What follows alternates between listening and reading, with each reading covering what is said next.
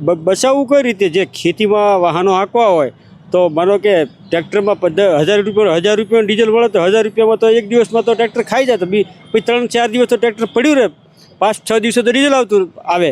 તો એના માટે પછી શું કરવું? આપનો જે વિસ્તાર છે તે અલંગ શિપ બ્રેકિંગ યાર્ડ આવેલ છે, વિશ્વ પ્રસિદ્ધ છે. તો ત્યાં કેવી હાલાકી, ટ્રાન્સપોર્ટરો મોટા પ્રમાણમાં ત્યાં છે, તેને પણ કેવી તકલીફ પડતી હશે? 90% ઠપ પડ્યું છે.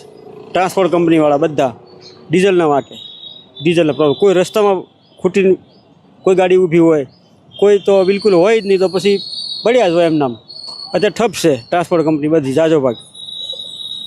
તો આપે સાંભળ્યા જે ખેડૂત લોકો છે તેમની વેદના છે તે બોલે છે. તેઓ લોકો કહે છે જો આવનારા સમયમાં ડીઝલ છે તે પૂરતા પ્રમાણમાં નહીં આપવામાં આવે તો ખેતી કરવા માટે છે તે ટ્રેક્ટર છે તે ઠપ થઈ જશે, ખેતીમાં મોટું નુકસાન તે છે તે થઈ શકે છે.